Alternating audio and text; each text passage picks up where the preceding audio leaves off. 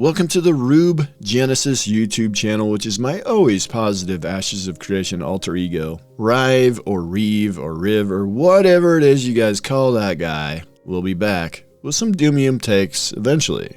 But for now, let's go full on over the top with speculation on what this game could do to redefine what it means to have an incredibly robust, complex, and engaging economy in an MMO. Ashes of Creation's economy has massive potential to be the most robust MMO economy ever seen. It's doing this by taking the best aspects of economic systems from previous MMOs and combining them with a new twist, the node system and the destructive nature of the PvX systems tied to the node system. In order to have a robust economy, there's one key factor that most modern MMOs have forgotten. The economy has to actually matter and not just be a side attraction. Ashes is being designed in a way that changes what success means for an MMO player. To be successful in Ashes, you can't just ignore the economic systems or swipe to get past any potential grind. Success in most theme park MMOs these days is just about who can dance around bosses and spam their rotations the cleanest. To succeed in Ashes, you're going to have to be in a good guild that excels in all aspects of the game. It is a PvX game, and the economy is not just an afterthought. In fact, it might be the most important aspect for a guild to master in order to excel at this game. With that in mind, what are the key aspects of this MMO that can make its economy the best we have ever seen? I've narrowed it down to 6 main categories: the regionalized economy, caravans, limited access to auction houses, proper inflation controls, gear matters and crafters making the best gear, and a highly complex artisan system. First, on the regionalized economy, Ashes of Creation is likely to have varying prices for items throughout the world. This is because some resources might be more abundant in some areas, some resources only spawn in specific seasons or time of day, and not every biome will have every season. Some resources might be more in demand based on the node type or the crafting stations available in the local node. And the biggest thing, there is no central global auction house, and there is not fast travel or mailing of materials throughout the world. In fact, there is very limited fast travel period, and the map is huge. Getting across the map will take time. This is what makes the second key aspect of the Ashes economy relevant, and that is the caravan system. Ashes is taking a popular feature from games like ArcheAge and is expanding upon it. One of the key aspects of the ArcheAge trade packs were how the player-made packs could have varying value based on how far away you turn in the pack. Ashes has that as well with the Glint and player commodity system. Glint is a special currency that drops from mobs or is part of quest, event, and commission rewards. This is different from most MMOs where gold drops from mobs. Instead, mobs drop glint, which can be converted to gold at nodes. Player commodities can be purchased at a hunter's lodge in a node using glint and then transported via caravans to any other node. Each node has its own commodities that you can only buy at that node. The amount of value returned is much higher the further you take these player commodities. The value also varies based on the amount of player commodities turned in at each node. In addition to player commodities, gatherables for the artisan system can also be transported via caravans. There is, of course, potential risk and reward in doing so, as caravans can be attacked and destroyed, and you can lose everything in your caravan if the attackers loot the wreckage or pick it up with their own caravan. The caravan system introduces a tremendous amount of dynamic gameplay to the game and makes the economy much more interesting than a static economy where materials can be instantly transported anywhere. Next, player-to-player trading will be more prevalent in Ashes. There will not be a central global auction house. The auction house is only available at stage 3 of an economic node, and even then is just a materials-only auction house. At stage 4, the auction house expands to allow materials and items to be sold. Outside of that, there are also player stalls and personal shops, which again require nodes to be leveled first. This, combined with materials being forced to be transported across the map, makes player interaction required in order to trade and get the materials needed for the artisan system and building construction in nodes and on freeholds. You might be asking yourself, how does this improve the economy? Well, again, like the caravans, it adds a layer of dynamic gameplay to the world. In most modern MMOs, there's very little thought put into trading and bartering. All materials and items are sold on the global auction house, and there's very little player-to-player trading. The player-to-player trading dynamic means you will have to have a better understanding of the value of goods in your region of the server. This makes players more ingrained into the economy and makes it feel more like what an MMO is supposed to be. The next major aspect that can make Ashes the best MMO economy ever seen is proper inflation and supply-demand imbalance control to keep the economy somewhat stable organically. A lot of MMOs have struggled with inflation and price instability. The cost of goods dramatically rises from expansion to expansion as players accumulate more and more gold. In most MMOs, every time you kill a mob, it drops gold, and over time the constant influx of gold without near enough gold and material sinks creates massive out of control inflation. In Ashes, gold is generated via glint and the player commodity system, as I said before. We don't know if the amount of gold generated via the system will be more or less than in other MMOs, but there are more steps involved in the process which might slow things down a bit. But we do know that Intrepid has a lot of gold and material sinks planned for this MMO, which hopefully will keep the inflation under control. You have your standard gold sinks found in most MMOs, things like item durability and consumables, but there are many more sinks in this with siege weapons that need to be crafted for sieges that can be destroyed, over enchanting which can destroy items, salvaging items which most MMOs have, but in Ashes you have to salvage items because that is the only way to get certain materials. Caravan destruction is a big one. When your caravan is destroyed, all the components you crafted for the caravan are also destroyed. The cost of that is sunk. Also, any commodities and materials in that caravan, a percentage of them are destroyed when the caravan is destroyed. More will be destroyed if players choose to open the crates to take the commodities, or players can summon another caravan to carry the unopened crates. Then you have the biggest of all gold and material sinks, node destruction. If a node is sieged and destroyed, particularly a high-level node, instantly a huge percentage of the economy of the server is wiped out, as a portion of the materials in the node will be wiped out entirely, and the rest being lootable in the debris field. This could have dramatic effects on the economy of a server, and fortunes will be lost while new fortunes are gained in this scenario. Then you have node building destruction. Even in unsuccessful node sieges, some node buildings could be destroyed. In that scenario, some or all of the materials used to build the building are gone forever, and players will need to farm new materials to rebuild that building. Node buildings can also be attacked in events and damaged or destroyed.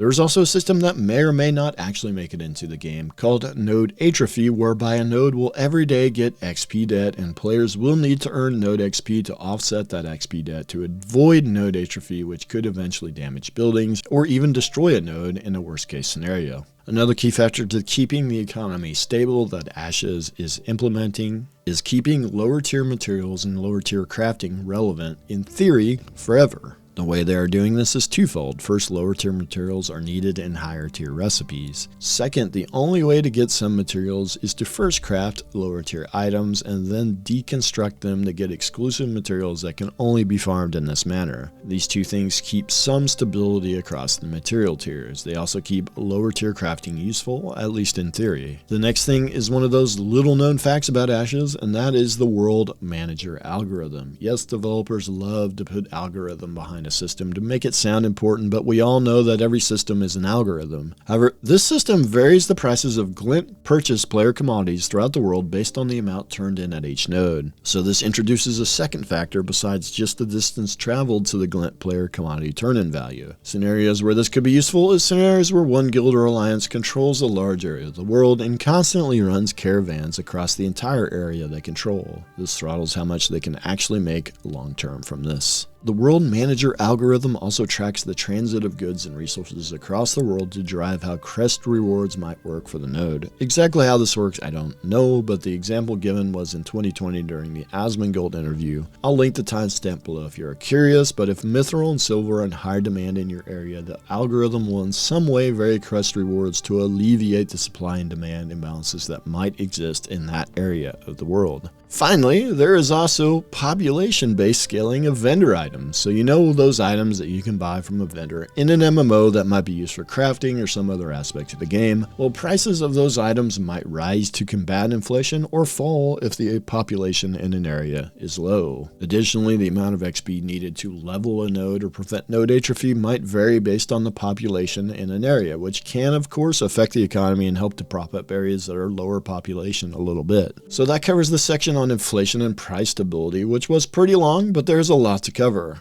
Let's take a break and talk about this week's sponsor, tankards. Tankards are basically mugs for people with big dick energy. Doesn't matter if you fill them with Kool-Aid, people see you drinking out of a tankard and they are instantly turned on. And I know some of you nerds need a little help to increase your sex appeal. Why not try a tankard? Thanks, tankards. Next up, gear matters a lot in this game, and you will not instantly acquire the best gear as soon as you hit max level. And crafters will make the best gear in the game, which means the artisan system actually matters in this MMO and is not just a side game. Gear is said to influence 40 to 50% of a player's overall power in the game, so it absolutely matters. Which brings us to the final reason Ashes of Creation can have the best MMO economy ever seen, and another long one, the highly complex artisan system that is planned for this MMO. The artisan system of Ashes has 3 branches: gathering, processing, and crafting. There are 5 gathering professions, 9 processing, and 8 crafting professions for a total of 22 professions within the artisan system. Players can only become a Grandmaster, which is the highest tier of progression within a profession, in 2 professions. This, combined with how long it takes to achieve Grandmaster and how long it takes to level alt characters in Ashes, means interdependency among players is forced. One player will not be able to do everything. Instead, they will have to work with others to get what is needed. And remember, the artisan system matters because the best gear is produced by the artisan system. Not only that, but the best mounts and the best consumables will also be produced by the artisan system.